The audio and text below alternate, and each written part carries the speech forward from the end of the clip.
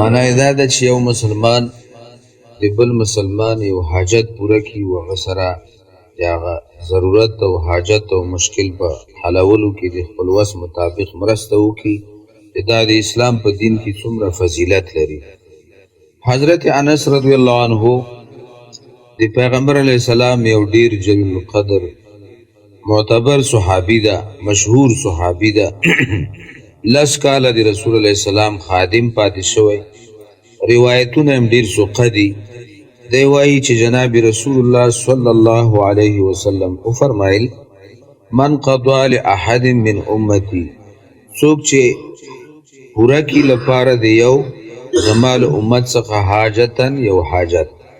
معنی دا ده چې څوک زما امت کې د یو سړي دینی او یا دنیوي حاجت او ضرورت پوره کړي، یریدو او د ده اراده دا وي ان یسره بها، چې دغه مسلمان د دې حاجت پوره کول باندې خوشحاله شي.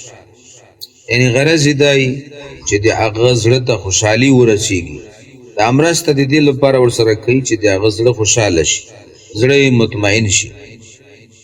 فقط سرنی، رسول الله السلام فرمایي بېشکه دغه سړي زه خوشحاله کړم.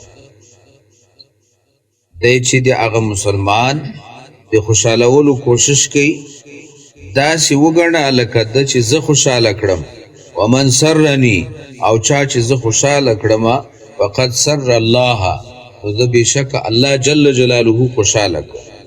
ومن سر الله، او چا چې الله جل جلاله خوشحاله کړ له ځانه یې راضي کړ، ادخله الله الجنة، الله جل جلاله به یې جنت ته داخل کړي. څومره اسانه لاره.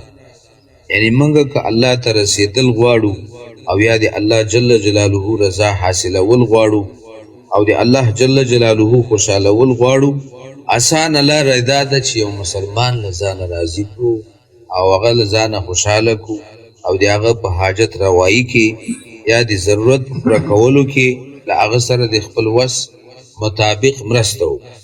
اوس که موږ او تاسې یا زموږ ټولنه یا امت مسلمه په همدغه یو حدیث باندې عمل وکړي، ډېر مشکلات حل کړي.